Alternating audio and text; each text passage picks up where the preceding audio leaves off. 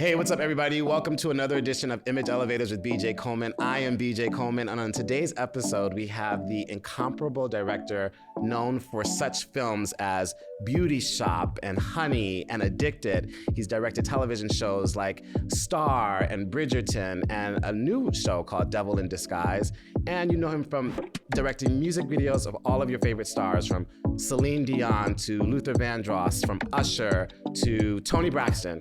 And he's a good friend of mine, a client of mine, and the incomparable, amazing director, Bille Woodruff, joins us today. Hey, BJ, thanks for having me on your show.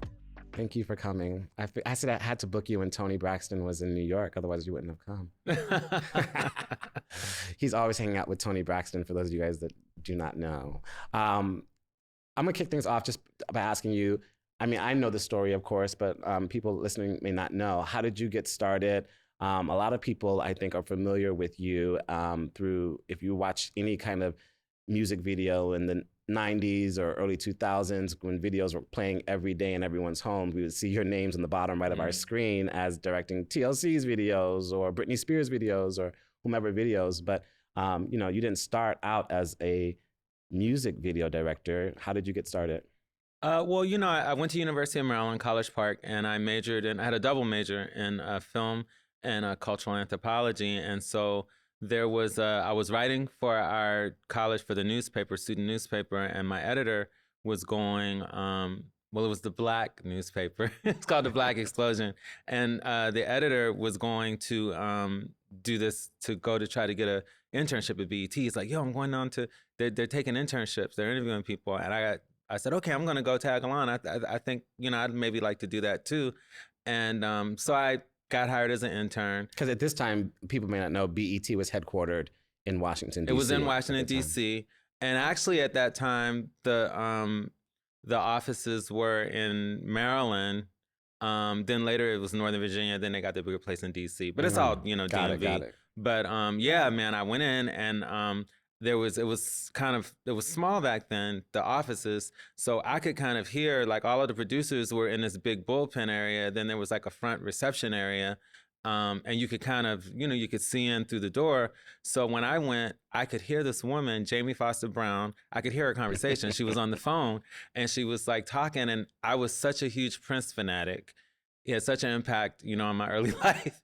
And I just knew, I was ear hustling and I was like, oh my gosh, she's talking to Andre Simone, who was Prince's bass player, from his original band, and who went on to have a solo career. And I was like, oh my God, I want to work with her. I got to be her intern. And I knew that I couldn't just say when they were sending me in, I was like, how do I get them to send me to that lady? But they did send me to her. Oh, wow. And so, Do you think that's partly manifestation? Yeah, I think so. And so I did this, I had to do a bunch of stuff. I had to read this bio on a group called Starpoint, and then and wait, really quickly, Jamie Foster Brown started Sister to Sister. She did later. I didn't know that she was at BET ever. She was a big producer at BET, and so I had to write all these questions as if I were going to interview them, and that was the test. And I just never heard back from her. Oh, I went back to school. I'm like calling, she wouldn't pick it up, couldn't get through, wouldn't take the calls, and so then finally I left a message. I made up some story. I don't remember what the story was. But I just knew that I needed to be there. I could feel it. And I made up some story like, I have to know by this week, or my professor, I made something up. And so she called me back. And she was like, okay, you can come in, you can start as an intern. She said, I just want you to know, I know you made that story up, but I love your tenacity. And so I started interning, and it was just a wonderful, wonderful experience. But don't you think also, when you're starting out in the business, that you have to fake it till you make it, or you have to figure out a way to get in? I mean, if you're not born with access. Unless you're born with access, yes, so many people are not. Already have people. Yeah, exactly. And just be kind of relentless, but and believe in yourself, because you just have to kind of know that you're supposed to be there, and that's how I felt. So anyway, I was really lucky because they were not as big at the time, so I got to kind of get my feet wet in every area, doing camera work, sound, editing, on camera. I just tried everything, and got them to hire me as a PA. And then I worked my way up, from PA to executive producer of specials and original programming. And so I just, while I was there, I, got to meet all of these people in the industry, all of these amazing, talented artists, from either Dance Theater of Harlem or Tina Turner or whoever. I was just exposed to a lot. And, I realized that what I really wanted to do was direct.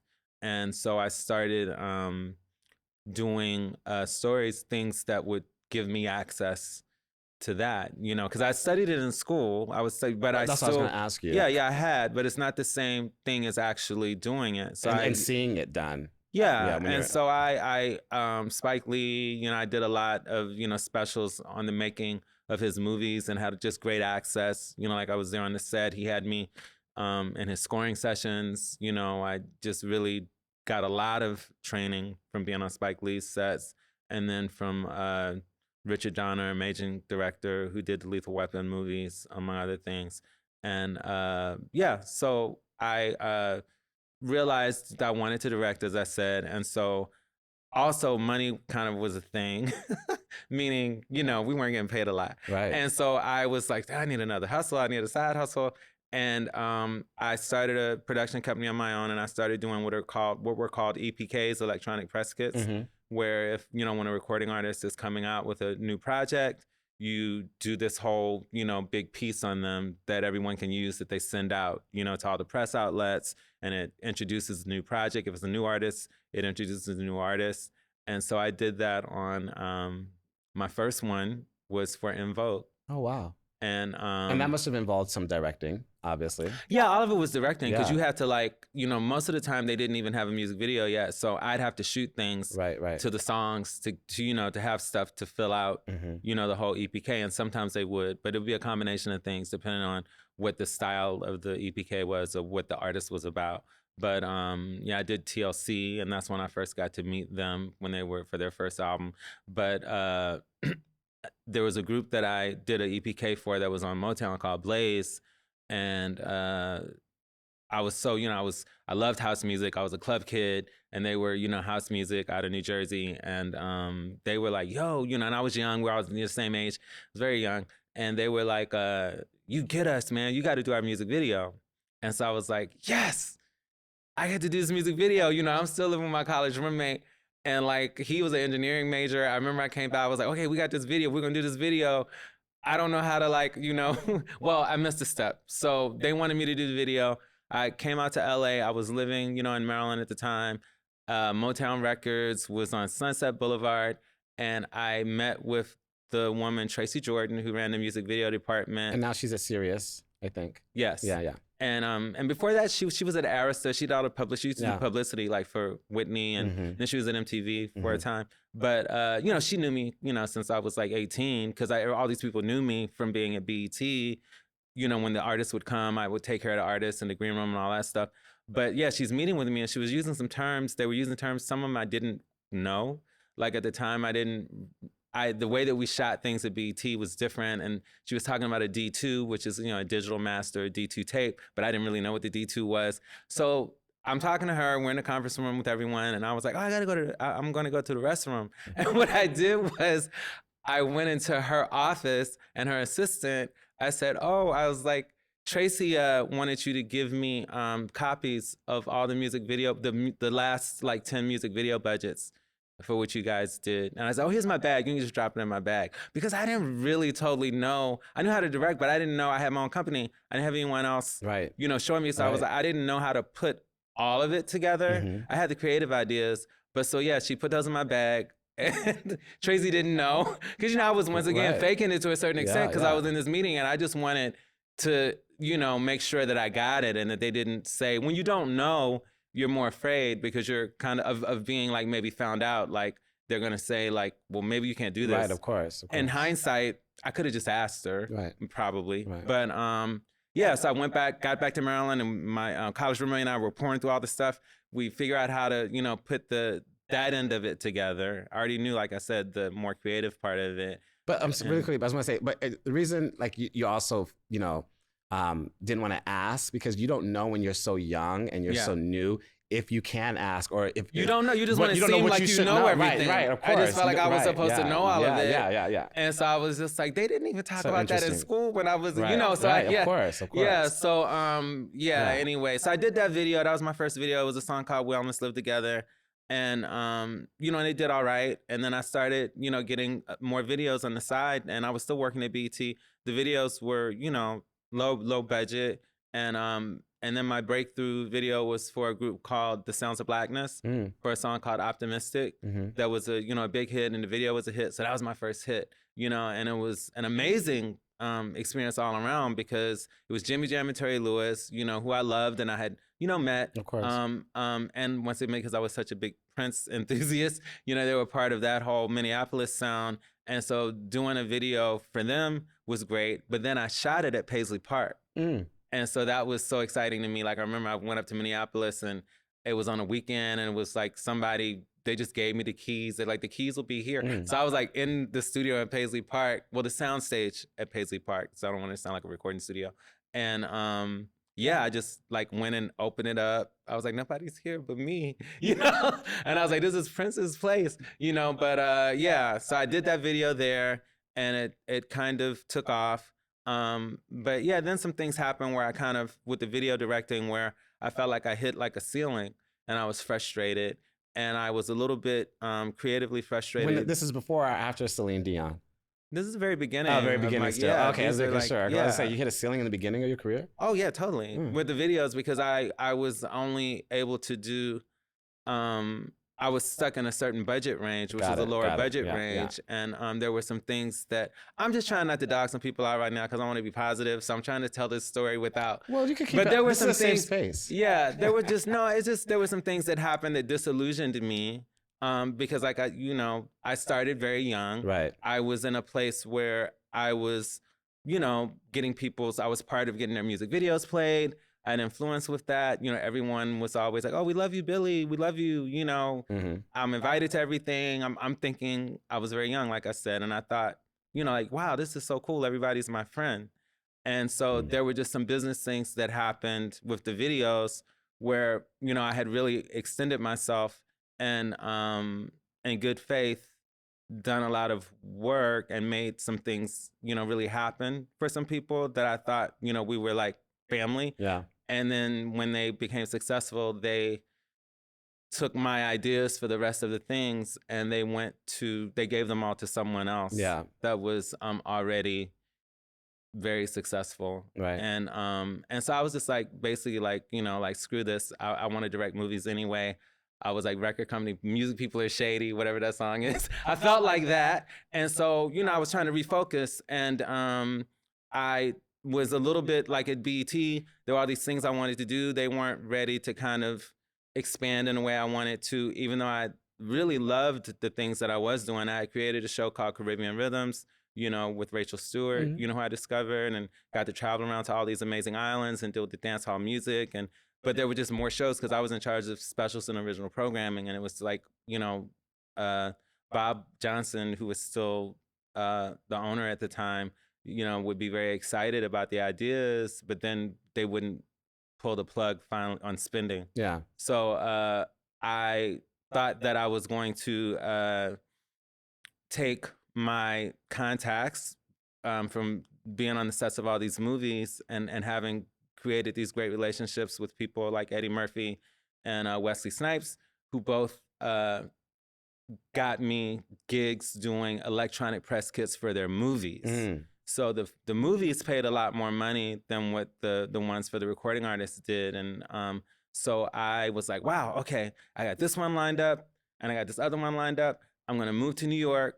I found my place in New York. I said, God, I still remember all of this so vividly. And I was like, I'm gonna be in New York first because it's closer to DC. I can live off of these two projects for a year. And I'll, you know, make the film companies, you know, see how talented I am, and that's how I get in. Yo, both of those fell through within a week. I had already spent the first part of the money for the one with Wesley Snipes. And I don't remember the name of the movie, but I just remember that I was like, I was scared to death because it might as well have been $1 million at the time. I spent the money because, as I said, I was robbing Peter to pay Paul, as you're doing when you're trying to come up and be successful. And I knew how to take that budget, and move Make the things money happen. differently. Yeah, And so I had these, bills and student loans and whatever. And I was like, I was gonna, make everything work out, but I used the money early. Mm-hmm. And I didn't think it was gonna get canceled. Of course. And so Wesley Snipes he's an angel, man, because I don't know how he did it, but I told him, and I was just like, my career is over. I don't remember what studio it was, but it was some huge studio, and he made it go away. Oh, that's nice. And I think he's a stand-up guy. I've always liked him on and off screen. He's a wonderful person, and was very supportive of me. But I was now back to square one. Like, okay, well, this not gonna happen, and I'm, what am I gonna do just to move? Because I felt like I needed to do something different, to grow. And I got a call from from LA. L.A. Reid. And Babyface, and they were asking if I would want to come and run the music video department for LaFace Records in Atlanta and work in, artist development. And so I was like, yes. Yeah. And in my mind, thinking, yo, they were so successful at the time, and I was like, they have so much money. I'll get them to do movies. I'll be able to make movies. That was what I was thinking. And I wasn't really interested in doing music videos anymore because, like I said, I had just kind of felt like that other thing had left a bad taste in my mouth. And I love music. I love working with artists. So this was an amazing opportunity for me to be on the other side. I'd always been interviewing artists for BET and dealing with things after the projects with the release when they come out and the music videos. And so now I was on the inside, and so that was another great experience, and I wasn't thinking that I was hiring other directors. I was executive producing the videos, but then the job was very demanding, and I wasn't getting closer to getting movies made because I never worked at a label before. It was just like nonstop. There were so many things and so many moving parts, and I ended up needing to direct a video because LA just wasn't happy with the video that was submitted. What video was this? It was for the Tony Rich project. The song was called Nobody Knows. And so I ended up directing that. And it was the first time that I had like a good amount of money. And so you moved from New York to Atlanta for I moved from DC because I didn't make it to New York at that time. Okay. And so I moved to Atlanta, and I did that video. We shot it in Miami, and it just blew up my directing career. Yeah. And it was #1 everywhere, MTV, VH1, BET, and it even and he won Best New Artist at the Grammys that year. And so all of a sudden, everybody wanted to hire Bille Woodruff to do their video. Yeah. So it was great. That's what I was going to say, because at this time, now at this point in your career and at this point in time, I mean, I'm curious to know what your thoughts are in terms of the music video today. I mean, it certainly doesn't have the same influence that it did 20 years ago, 30 years ago. Yeah. But now at this time, when you're when you have become a bona fide music video director, you're in the same ranks as Hype Williams. You're up there with Matthew Rolston. We're seeing your name in rotation with Benny Boom. Is there a clique? Do you guys hang out? Because I mean, it's a very few group. It's a very few selected, particularly Black directors who were able to penetrate the industry in that way. Yeah, in terms of the timeline of it, it was really Lionel Martin. When I started at LaFace, he was doing everybody, Whitney Houston. As far as Black directors, to Another Bad Creation, to just TLC. And Lionel Martin was really the guy.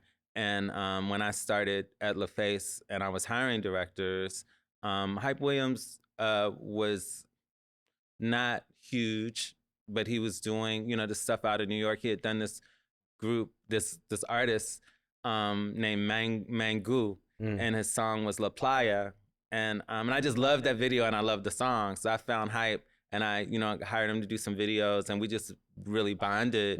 And then he was doing the music video for Usher, Think of You.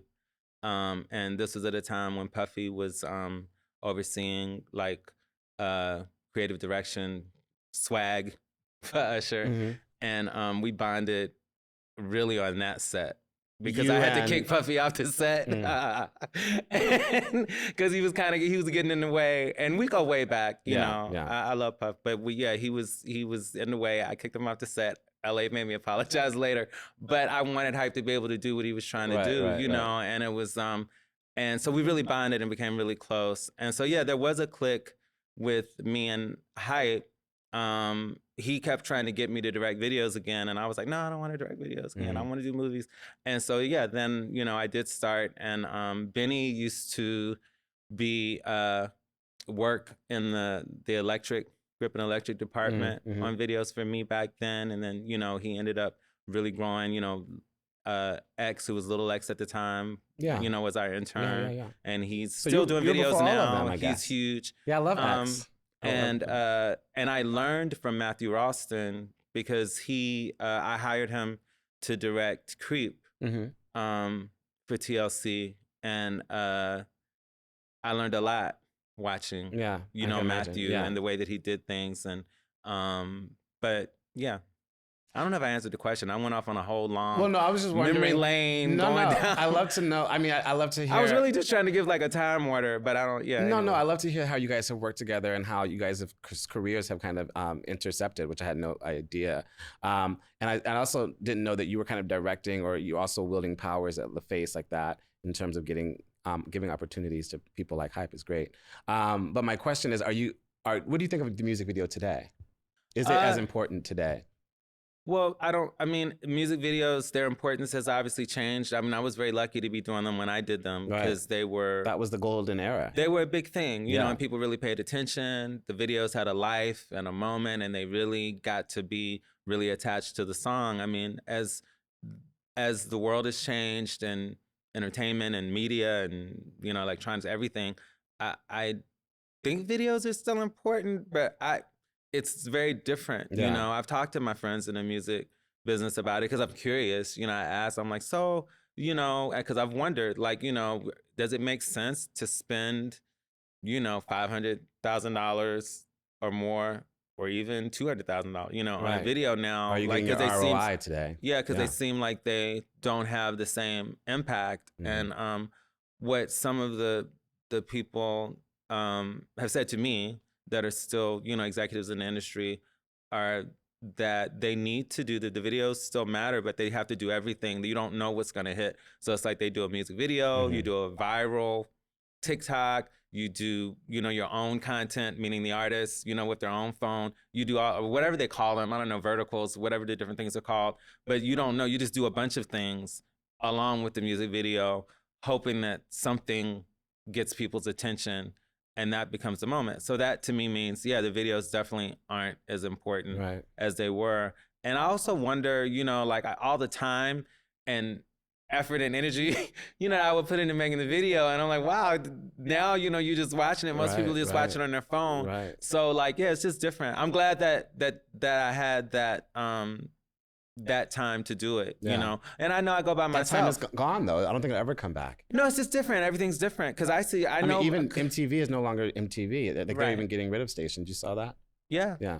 And like now I do the same thing, like I'll watch something, and then it's not like what I used to. I was just watch it and watch it again and again and again. And I can't think of the last video that I think there are good videos out there. Of course. But I think that because of the way that everything in our consumption of these things has changed, it's so fast, and everything is like this, that you don't tend to go back. You look at it, and then it's like, oh, that was cool, and then you start seeing people doing the dance from it or doing their own version of it. So I think they still matter. I just think that it's in a different way, and that maybe not as much. But I think that when you do a good video, that it still can make a difference for an artist. Agreed. But and now you are more than just a music video director. Obviously, you do film, you do television. But I want to go back to you going to University of Maryland and studying anthropology and film.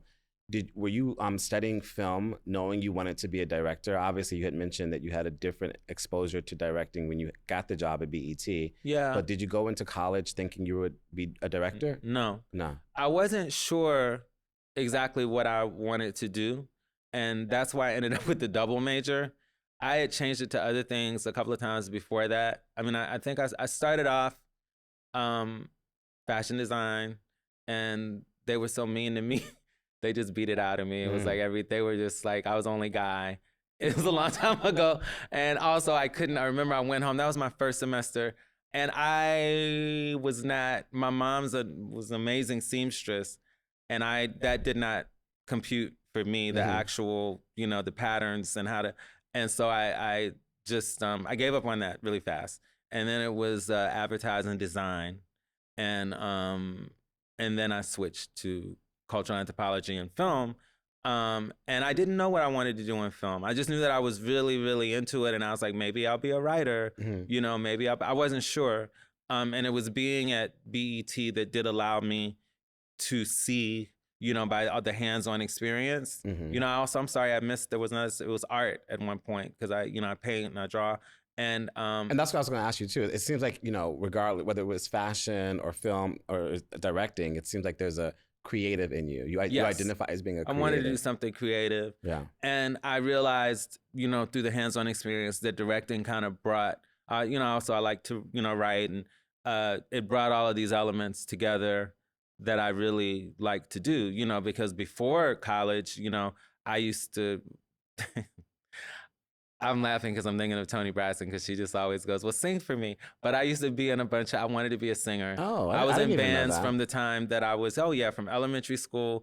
It was in 10th grade when I gave up on that. My voice kind of changed. But I wanted to be a singer.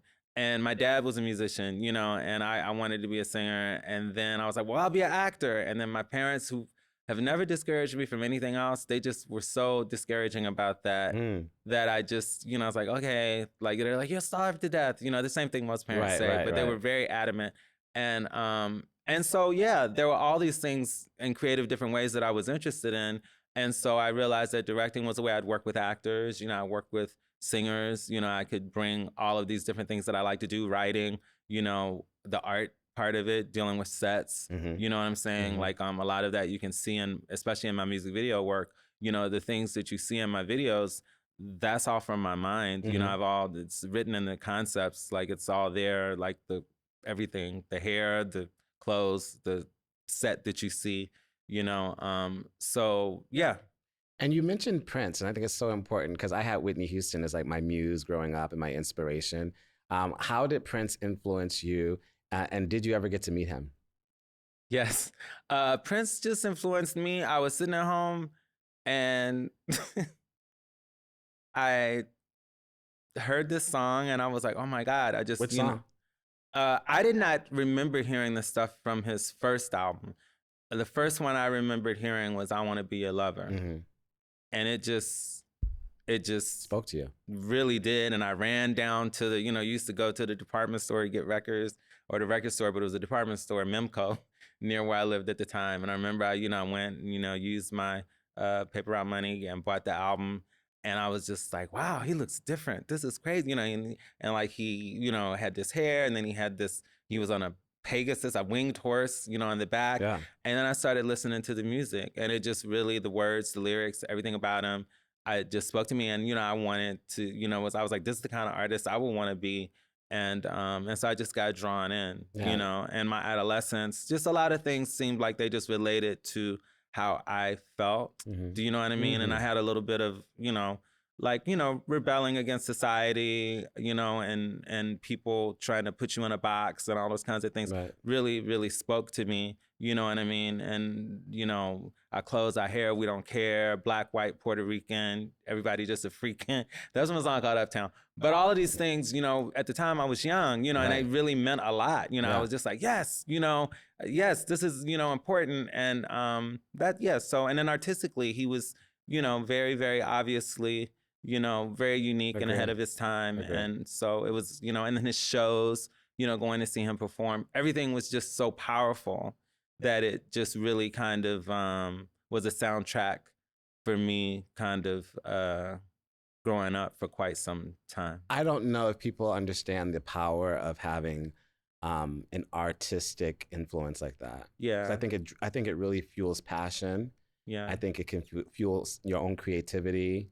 and your own determination. So you ended up meeting him when and where, and what was that like? So, I get to BET, and I had been, I was obviously, I was, when I was in college, me and my friends, the little Prince crew, I dressed like him, I had my hair like him, like we would go and we knew everything. Like when you come in town, we knew, like we'd be like, oh my God, it's a groupie. Like, the security guards knew me and my friend Tammy, who's now she's a doctor. She's she delivers babies, and in Maryland. But we were like huge, and we would just groupies, and so we figure out where he was going to be staying. We knew the code names for what his name. I don't know how. No, it was I did before the same internet. I did the same but we thing. knew, So and so like I'd be there, and the security would be like, "Okay, y'all can just stay there in the step. We're gonna let you see him." Like they would let us, they'd let us be there so that we could see him walk out the thing, because they knew we weren't gonna run up and do something crazy. But I didn't meet him then. But those moments. But I was doing all of these things. Everything. And staying outside all night to get tickets. But then, when I started at BET, there was a woman that worked with him. She was the liaison for Warner Brothers to deal with BET. And so I became very friendly with her, and she was very, very close to Prince. And so she knew that I was, part of the revolution. Right. And so she set up for me to go and cover his Love Sexy tour. He was performing in Paris. And so I went there, and I couldn't believe it. I was like, I'm going to do this for BET, and get over there. And then they're like, he changed his mind. He's not going to do any interviews. Oh no. And but you guys are, you stay, enjoy Paris, and go to the concert. Right. And I'm like, ugh. So I'm like running around finding things for the crew to shoot and making up stories. But then I found out that he actually was doing the interview with MTV. Ah, interesting. So my idol, I was pissed. Of course. And so, I went to the show. And so then that night there was an after party at Le Bain Douche. No, that was the club. That was later. There was this park that was like a park where the prostitutes would all be, and like he was having something there. And, so I go, and I got attitude because my work is still first, even with the person and what I felt at the time and what I felt BET represented. And so Liz, God, what's her name? She was a huge publicist. Can't remember her name now, but she's like, Billy, this is Prince. So the first time I met Prince, what I said was, hi, nice to meet you. I think it's very fucked up that you have forgotten where you came from and who the people are that are going to be there supporting you. You didn't say that to me. I did. I said, when the others aren't. And what did he say? He looked at me and he said he was sorry. And then later he sent this huge gift basket and this autograph thing to the hotel. He said to Billy and the two lovely ladies, because I had Chill and Verna with me too, that were working with me from BET, because he knew I was right. Did he ever give you the interview or no? Didn't get the interview? Didn't do the interview, but we stayed in touch. And so then he would have me come. He didn't do the MTV one either, ultimately, I think. I can't remember. But he'd have me do special projects and stuff. Like he'd have me, like he'd release a movie and I'd go to the theater and like film it so you could see the audience reaction. And but how could you say that to your idol? I mean, because it was the truth. Right. And I think it means more when it's someone that you look up to so much. Yeah. Do you know what I mean? Did you get to connect with him once you were Bille Woodruff, the famed director? Nope. No. Interesting. We didn't cross paths again once I moved to LA. And I was there. I kind of had, you grow. And it's like, I just remember there was a time when I grew. It was just, no, we didn't. Did you fall out of him? Or are you still a fan? I like the earlier stuff. And then he changed. Everybody changed. You grow and you change. And so I was no longer I never thought a time like that would come. But yeah, we're just things that happen. Like when you're so dialed into someone and everything that they say and do and write, you know, and then if they change, you know, there were things that he said that, and he grew and I grew, Right. you know, and so Yeah. I just kind of felt like, yeah, it was no longer, yeah, just different. I just no longer was super excited, you know, Got it. and the music wasn't the same to me. He's always a genius, you know what I mean? But it just didn't move me. That I found other things that moved me I understand. by that time. Yeah. I understand. What is your what do you think has been the secret to you being in the game so long? You know, going from, you know, internship to PA to job at BET to working at LaFace Records to becoming a director of music videos, television, and film. What has been the key to your career's longevity? God. I mean, you know, I've always, you know, tried to be a good person and tried to listen to, you know, a higher, you know, energy, you know, and I think it's God. I think He's blessed me. I try to be a good person.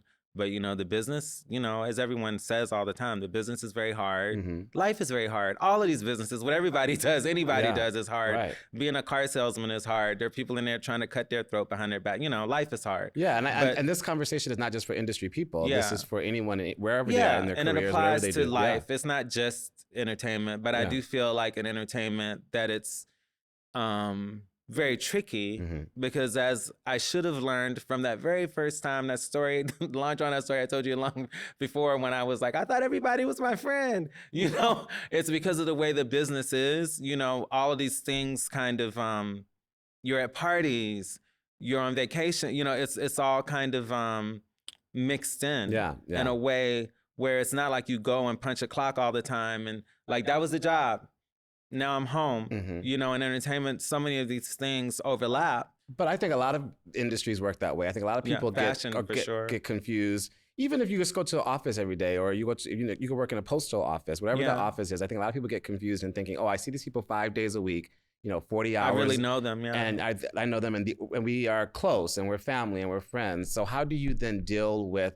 Let me ask you this: how do you deal with, you know, the shade of the business? And by the shade, I don't mean, you know, quick wit. I mean, you know, The messed up encountering things, encountering people or situations where you think are working in your favor or you think are in your corner, only for it turns out to be not. Yeah, that just happened to me again. I mean, that's a constant, It's you a know, constant. and it's honestly, I don't know. Like I try to like, cause it gets to me. I'm human, you know. Mhm. So like, I have some very close friends, a small circle of people that I feel like I can trust and say anything to.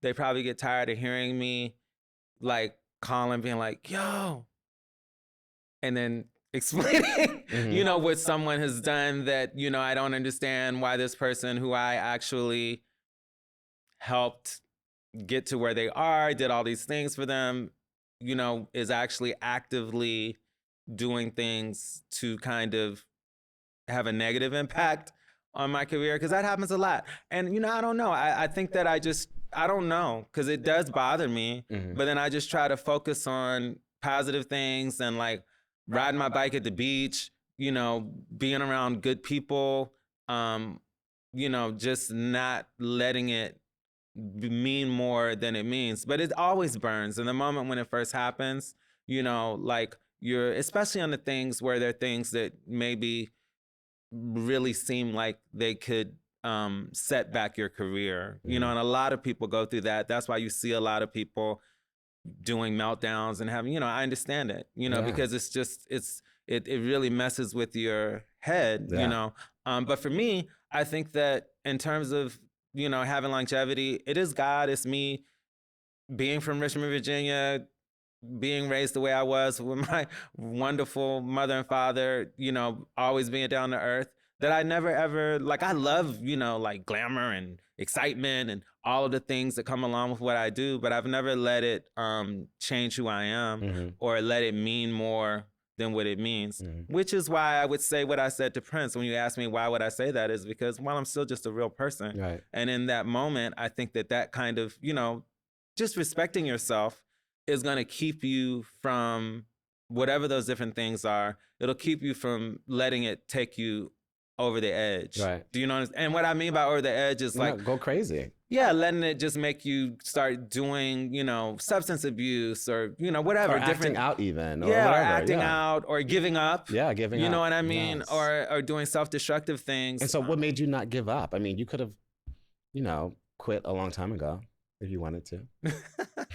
I don't know. I mean, I believe in myself and I have so much more that I want to do. And I'm not giving up. I'm a fighter.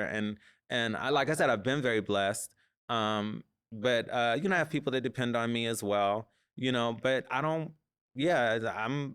And when I say give up, I don't mean like anything crazy. I No, mean like I just think you switch mean like maybe I careers should or- just do something. Yeah, else. yeah, I knew yeah, what you yeah, meant. yeah, yeah. And that's, and like I've definitely had times where, I've been like, well, okay, maybe I need to do something else, but I've never not wanted to do what I do. Like I never have given up on my talent. Yeah. I think that, for whatever, I know I'm talented, and I having been in the business for so long and been in so many different facets of it in different ways, and very early on being able to see people, like because I was at BET at the beginning of my career, I remember them, pushing this artist or this person, and they're the thing, and then seeing what it's like when they come out, and then seeing when it cools off, or seeing how, just being a part of it and working at a label and seeing how the labels do it, seeing it from the inside.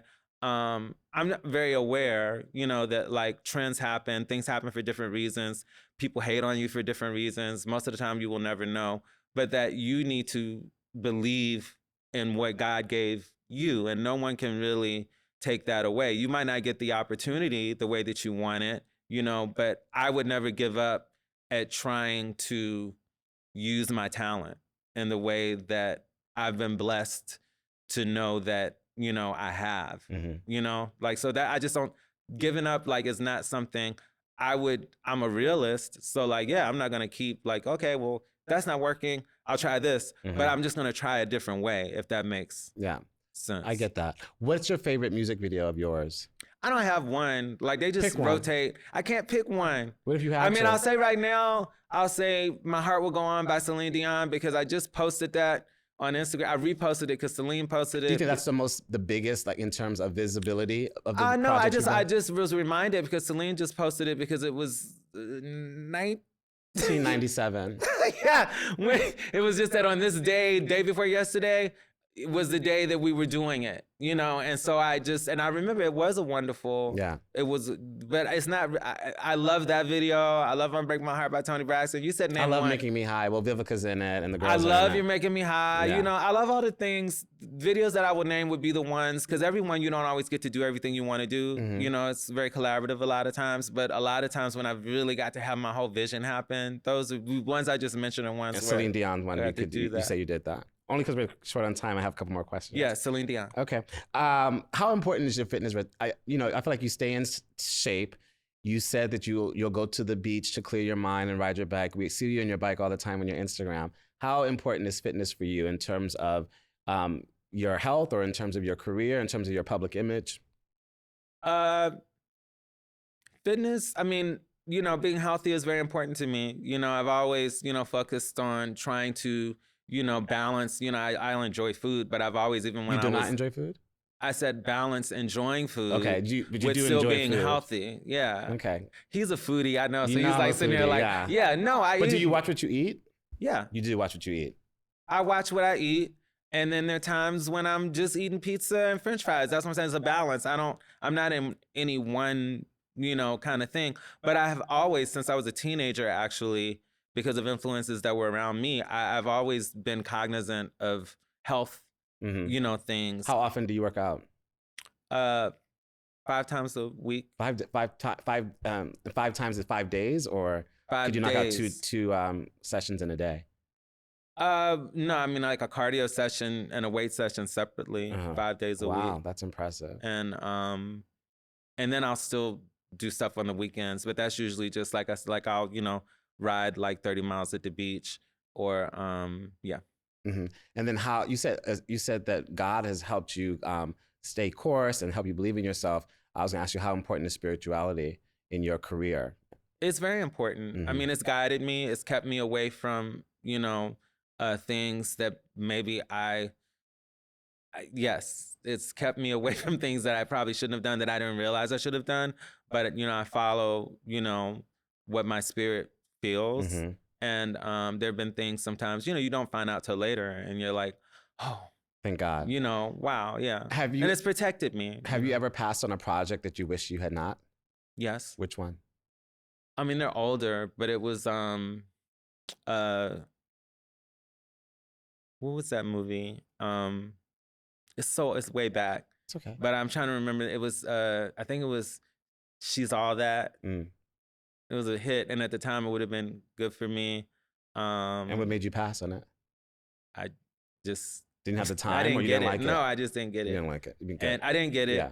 And things that were passed on me, that passed on for me, that I wish hadn't happened when I was doing music videos that they didn't tell me. My rep at the time, Destiny Child's first video, didn't even tell me. And then I was like, oh, I love this, and I was like, oh, they sent that to you. Like, that sounds whack. I was like, no, it's not. Oh my God, I wish I had. And is it true that Beyonce was supposed to be Honey? No, that's not true. Yes, I'm sorry. That is true. Yes, that is true. I'm so used to people saying Aaliyah that I just automatically said no. It was actually supposed to be Beyonce, and she was attached before me, or where the studio wanted her before I came on board, and then they told me, yeah, we want to go to Beyonce, but it's just her schedule. She was getting ready to do her first. She couldn't do it. Yeah. And yeah. So were you happy with the final product? Of course. I love Honey. Yeah. Yes, it's great.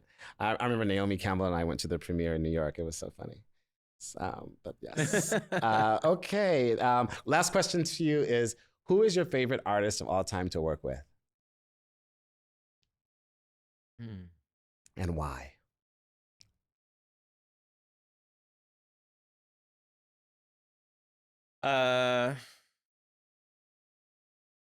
Can I quickly give more than one? If you can be quick. Yeah. So I absolutely love working with Toni Braxton. Toni Braxton gave me my first big break in terms of, I had done a successful video, but I hadn't done like a star. And I made a star. And when she called me, and said, I want you to do, You're Making Me High, I remember I was driving down the road in Atlanta, and I was like, you're just my friend. You're just saying that because you don't have to say that. Like, I literally was trying to talk her out of giving me the video, and she was like, no, it's because you're dope and I want you to do it. And she just really believed in me. And then she let me really, really do my thing. And she really supported it. And with all the videos that we've done together. So I guess I would say Toni first, because I know that she really, really, she's so talented, but we just work so great together, and she has such faith in me and allows me to really do my thing. So I'll say that. Let's stick with Toni. And then I do have another question. What is the best thing you've ever done for yourself? The best thing I don't know. What was the best thing I ever done for myself? Not let people repeatedly at different stages of my life box me in and tell me what I couldn't do. And that's the best thing, because it's a repeated thing, because it's happened at every stage of my life. When I was a producer at BET, all the people around me were like, who do you think you are? You can be a director. You can't be a director. And making fun of me. Once again, I was very young. So all of that had even more of a, like they were making fun of me. And I still remember that. And I remember feeling like when I was going to do it, like scared, like, I guess I'm, because I hear these, but I did it. Do you know what I mean? And then, doing movies, because they're like, oh, you're a music video director. You can't do movies. Then doing other kinds of movies, and then moving into TV, because actually TV people were saying you can't do TV because you're used to doing a movie where you have all this long time, which is really not the case. But, every stage of my career, I've had people, and I still have it, they're like, well, you do this kind of thing. Like, you're good at comedy, or, I'm go do action. You know what I'm saying? Where it's like, you do good at this. And I'm like, I'm good at everything. Yeah. And I'm not going to be limited. So that's the best thing I think anyone can do for themselves, is not allow the people that are trying to limit you, because that's just where their vision is, really affect you or stop you from doing what you really feel you want to do. Amen, brother. I have so many other questions I could ask you, but we're out of time. But I appreciate you. I appreciate you You're too. Such a sage. So smart and so wise. You guys, thanks for tuning in to another episode of Image Elevators. It was great speaking with you, Billy. Thank you so much. You're the best. And we'll see you guys next time.